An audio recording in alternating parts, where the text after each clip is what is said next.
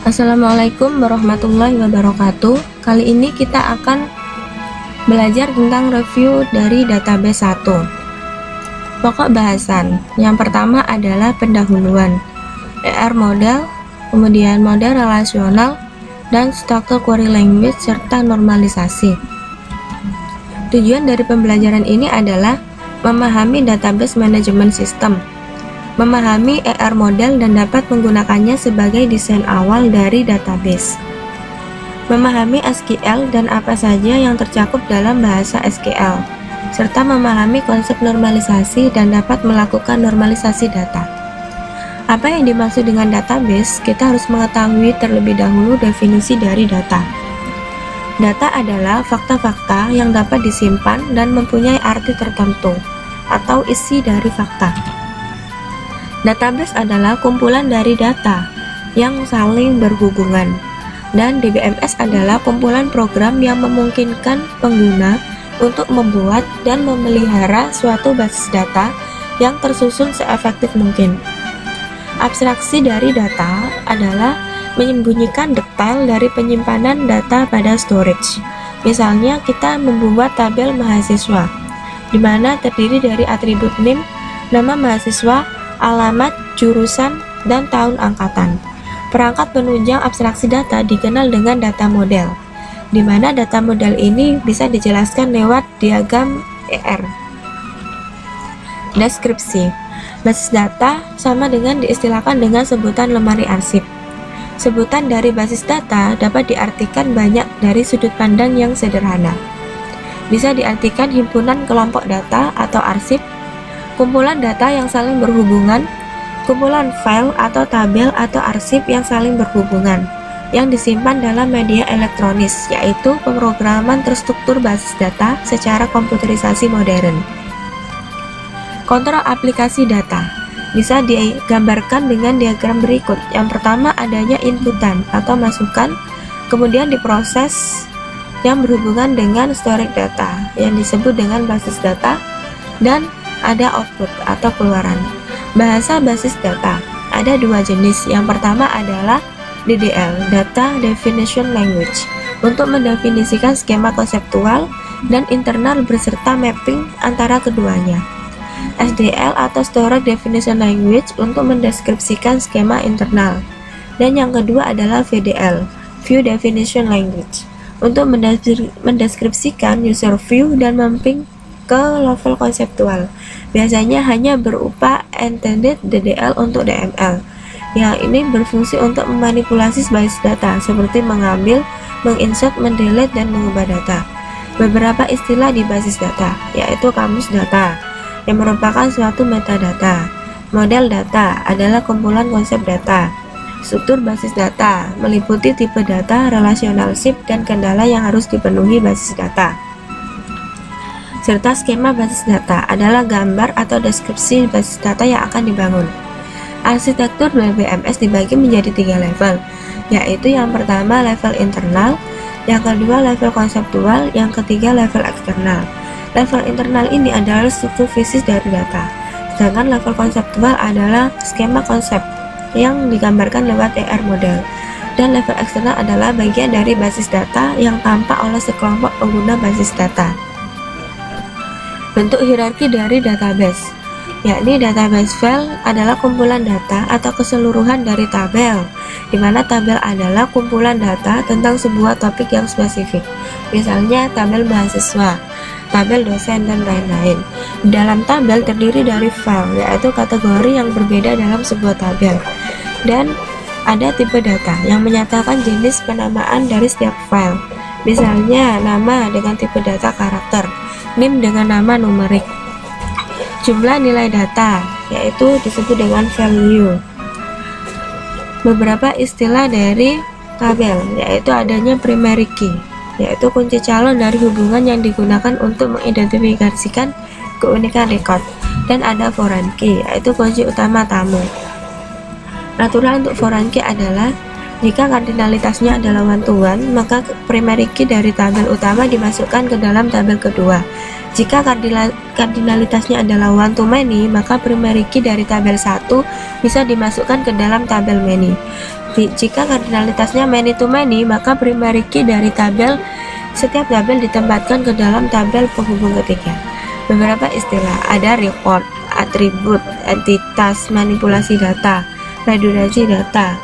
Contohnya, entitas mahasiswa memiliki atribut nama, NIM, jurusan, dan tahun angkatan. Structured Query Language, yaitu SQL, adalah bahasa database relasional yang dibuat berdasarkan suatu standar. Bentuk dasar dari SQL adalah sebagai berikut. Pertama adalah select, kemudian form, tabel yang akan ditampilkan, where di sini adalah kondisi dari jenis tabel akan ditampilkan. Kemudian normalisasi. Normalisasi adalah perbaikan skema database. Latar belakang diperlukannya normalisasi adalah untuk menghindari redundansi atau pengulangan. Istilah normalisasi berasal dari E.F. Cook, salah seorang perintis teknologi basis data, yang mendefinisikan normalisasi adalah proses untuk mengubah suatu relasi tertentu ke dalam dua buah relasi atau lebih. Jenis normalisasi ada 3. Yang pertama adalah normalisasi 1, normalisasi 2, dan normalisasi 3. Normalisasi bentuk pertama, yaitu suatu relasi dikatakan dalam bentuk normal pertama jika dan hanya jika setiap atribut bernilai tunggal untuk setiap baris. Contoh dari normalisasi bentuk pertama. Di sini ada atribut NIP, nama, dan hobi. Kita normalisasikan dalam satu tabel dan diklasifikasikan sesuai dengan namanya. Kemudian normalisasi bentuk kedua, yaitu suatu relasi dikatakan dalam bentuk normal kedua jika berada dalam normal pertama, dan setiap atribut bukan kunci memiliki ketergantungan sepenuhnya terhadap kunci primer. Contoh dari normalisasi bentuk kedua. Di sini kita lakukan normalisasi bentuk pertama terlebih dahulu, dan di sini kita kelompokkan menjadi 2 tabel, yaitu tabel nilai dan tabel nama, di mana nilai ini berhubungan dengan mata kuliah sebagai primary key. Kemudian normalisasi bentuk ketiga, yaitu suatu relasi dikatakan dalam bentuk normal ketiga jika berada dalam normal kedua, dan setiap atribut bukan kunci tidak memiliki ketergantungan transitif terhadap kunci primer. Contoh normalisasi bentuk ketiga adalah sebagai berikut.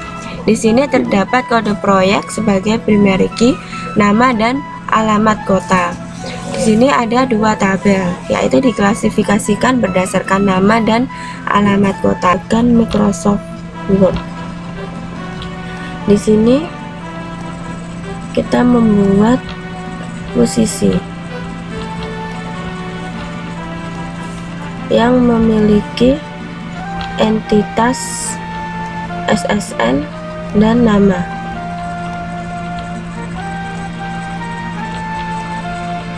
Setelah itu kita membuat tempat tinggal yang memiliki entitas nomor telepon, alamat,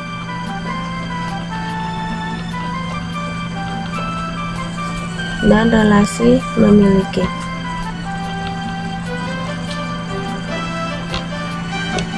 Ini kita menggunakan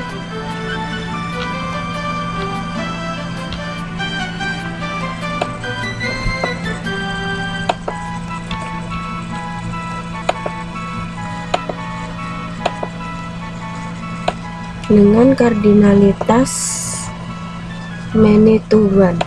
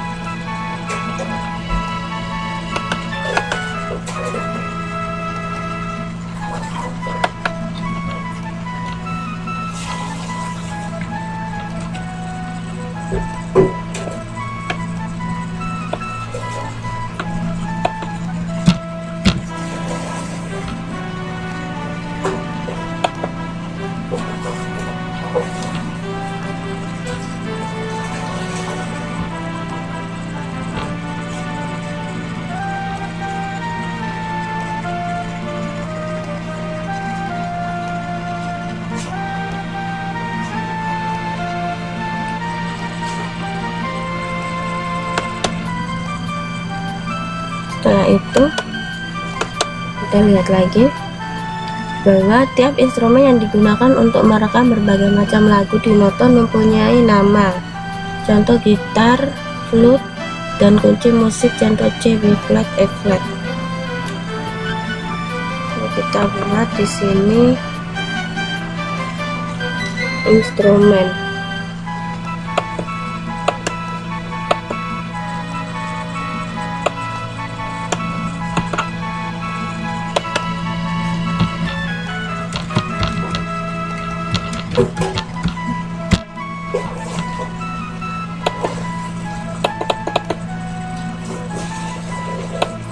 Yang memiliki atribut nama dan kunci musik.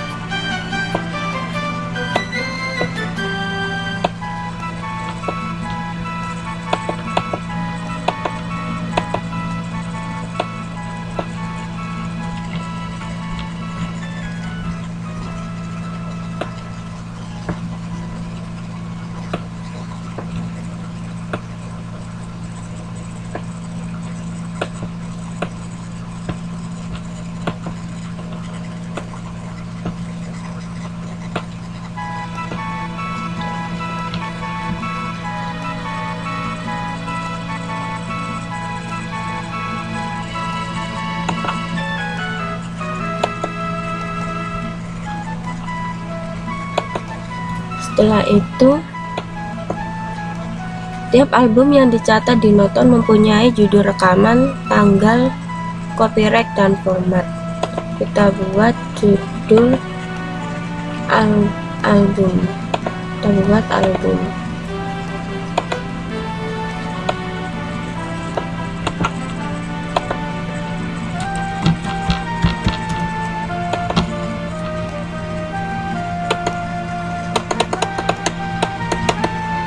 Yang memiliki entitas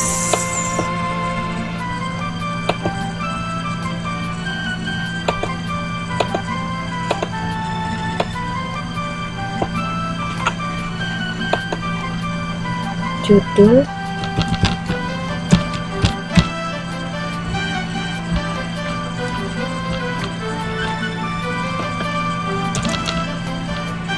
format,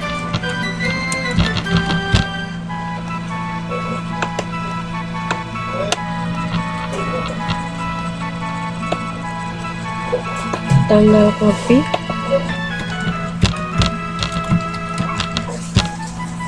dan rekaman.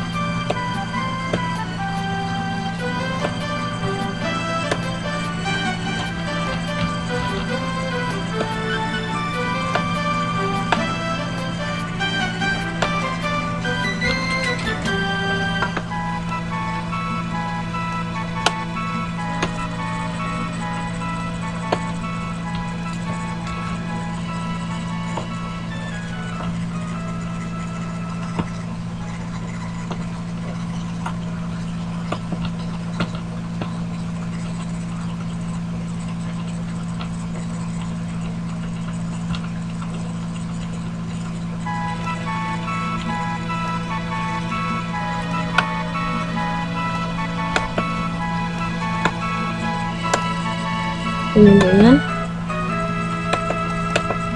kita lihat lagi ini selanjutnya.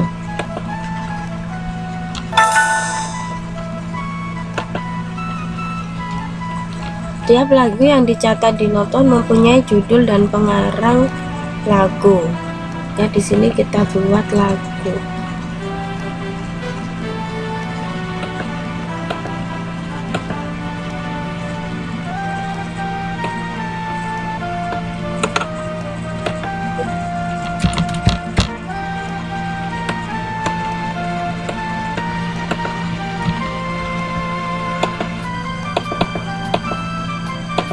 Yang memiliki entitas pengarang dan judul.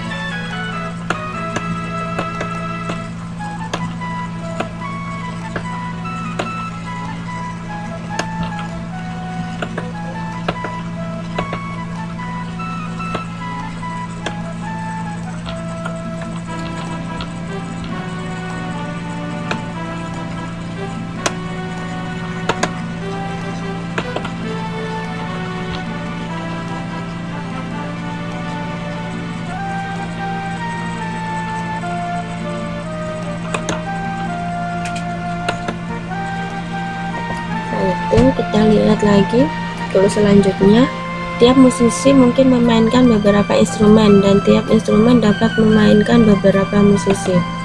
Maka di sini kita membuat relasi antara musisi dan instrumen untuk memainkan.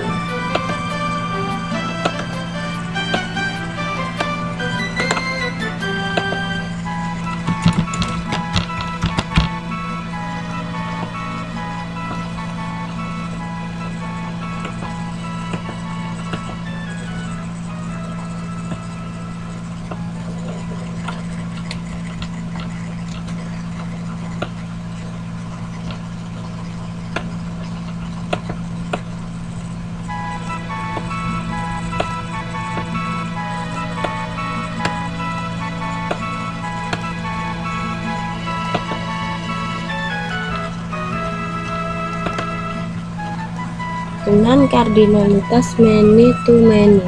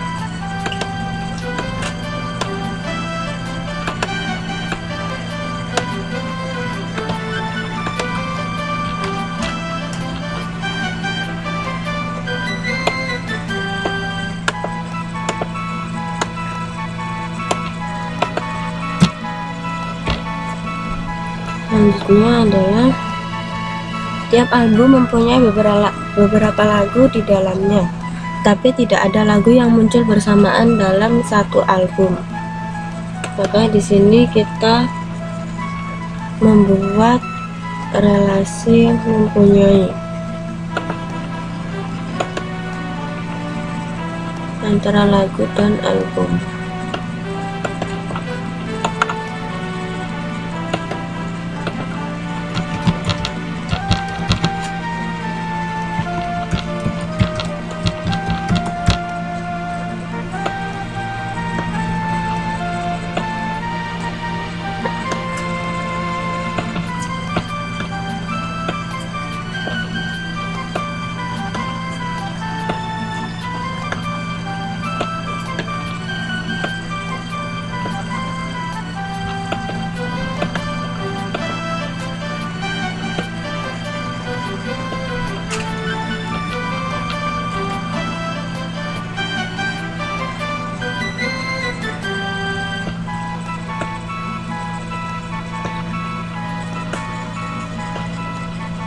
dengan kardinalitas many to many.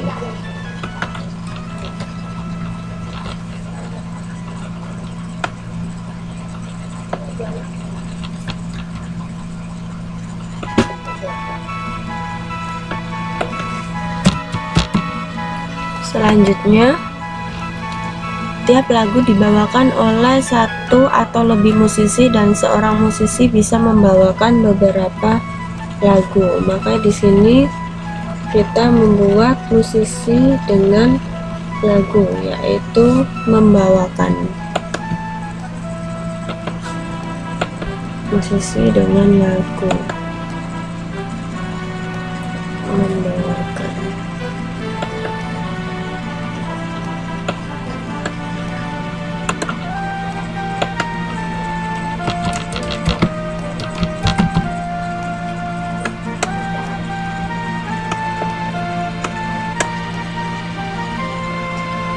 Musisi dan lagu.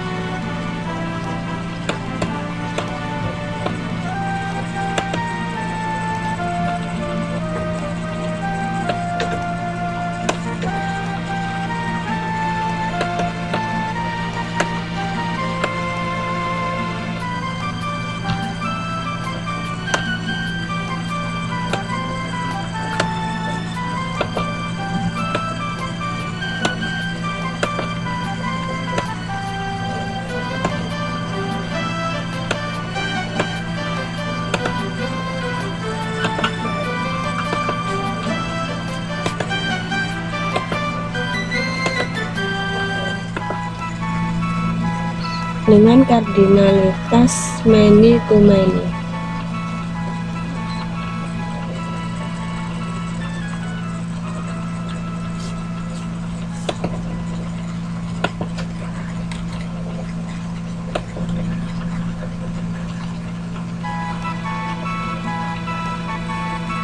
Many to many.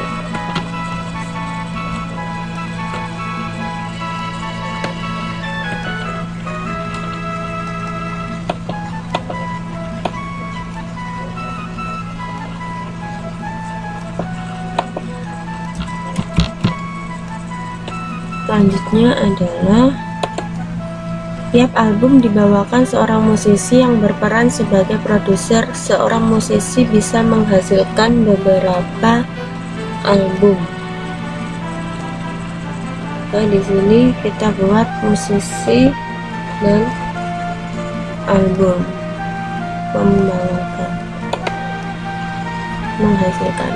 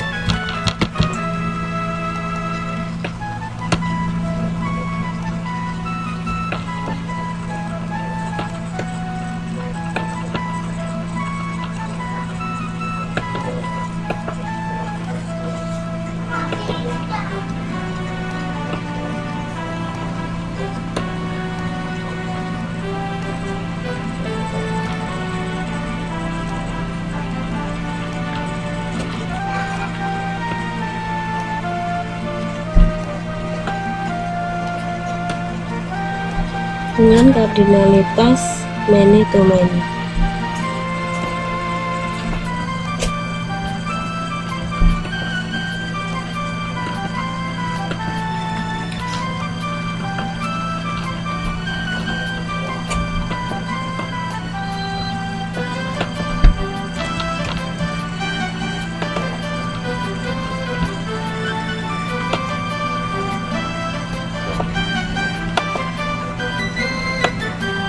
Ini adalah PR diagram dari soal yang pertama.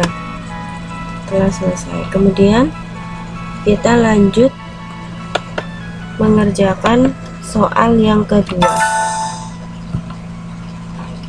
Perhatikan skema relasional berikut ini. Employee, works, departemen.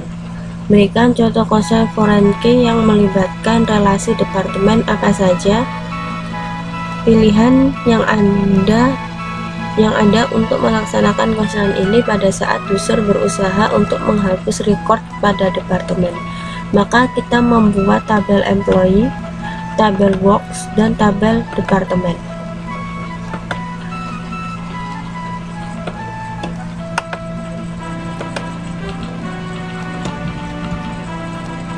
Kita membuat tabel employee yang terdiri dari EID, name, age, dan salary. Berarti ada 1, 2, 3, 4 atribut.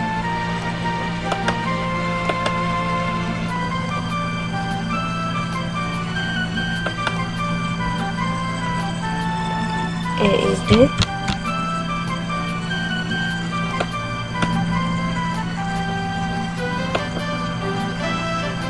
name, age, dan salary.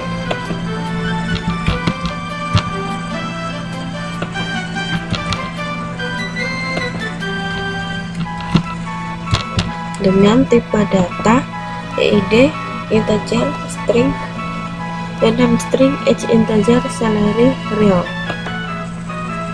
Ini 1, 2,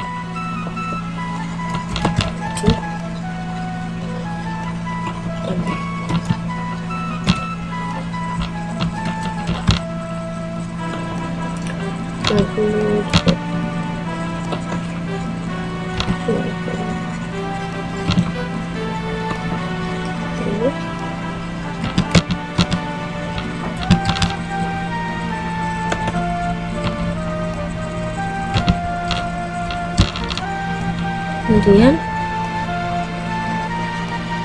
ini kita beri warna dulu.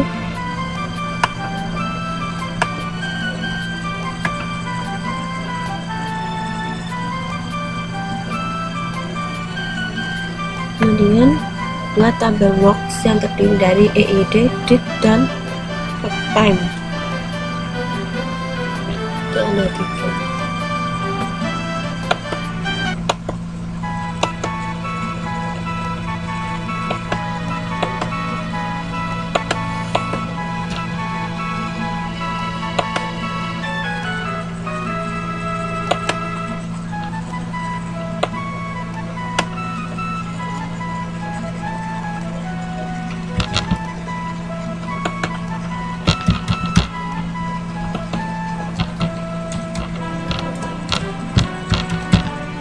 Dengan tipe data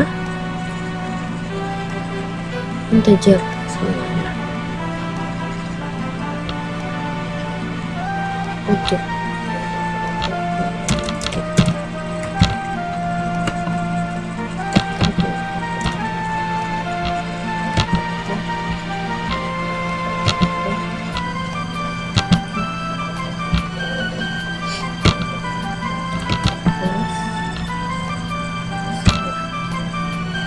Kemudian kita buat tabel departemen yang terdiri dari date, name, budget, dan money grid.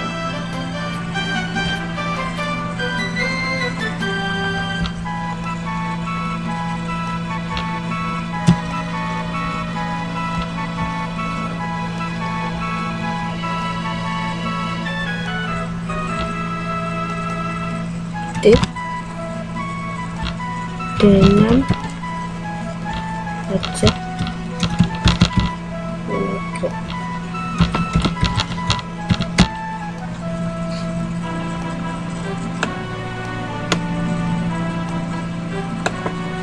Dua, tiga,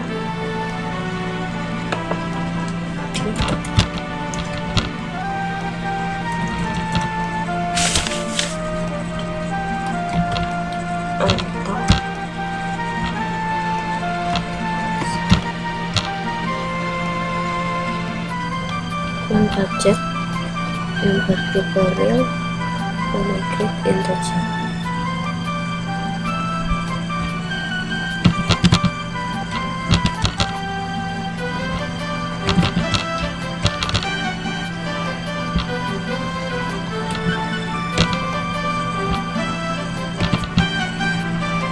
Nah, itu berikan contoh kosong foreign key yang melibatkan relasi departemen. Apa saja pilihan yang ada untuk melaksanakan file ini pada saat user berusaha untuk menghapus record pada departemen. Di sini user ingin menghapus record pada departemen, di mana departemen memiliki foreign key. Ini adalah departemen.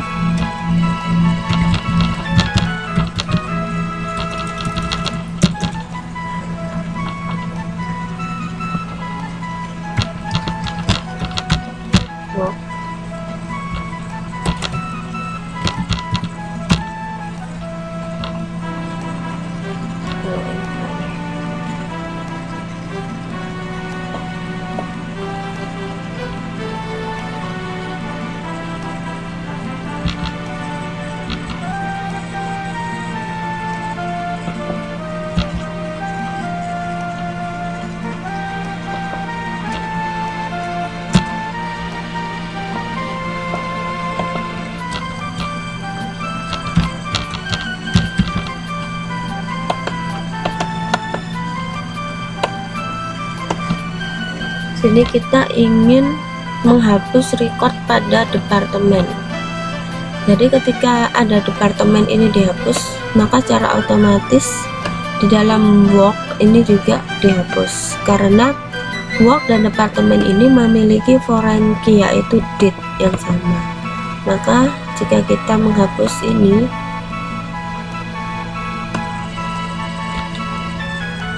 sini pun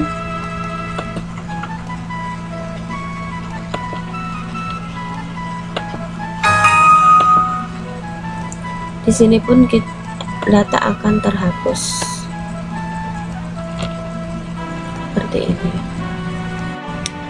Baiklah, kita selanjutnya masuk pada latihan soal yang ketiga. Di sini kita mendefinisikan relasi departemen pada SQL, sehingga setiap departemen dipastikan memiliki seorang manajer. Maka kita masuk ke web browser, masuk ke SQL plus menggunakan HR untuk melihat departemen. Kita gunakan select from department. Nah, kita pastikan di sini bisa dipastikan bahwa setiap departemen memiliki manajer ID. Kemudian selanjutnya adalah skema relasional pada nomor 2. Tuliskan pernyataan SQL untuk menampilkan karyawan yang bekerja di departemen IT. Maka kita menggunakan select from employees where job ID sama dengan IT Pro.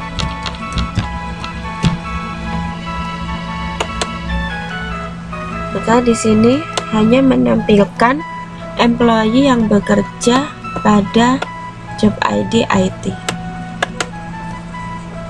Maka demikianlah tutorial kita kali ini. Terima kasih atas perhatiannya. Sampai bertemu kembali. Wassalamualaikum warahmatullahi wabarakatuh.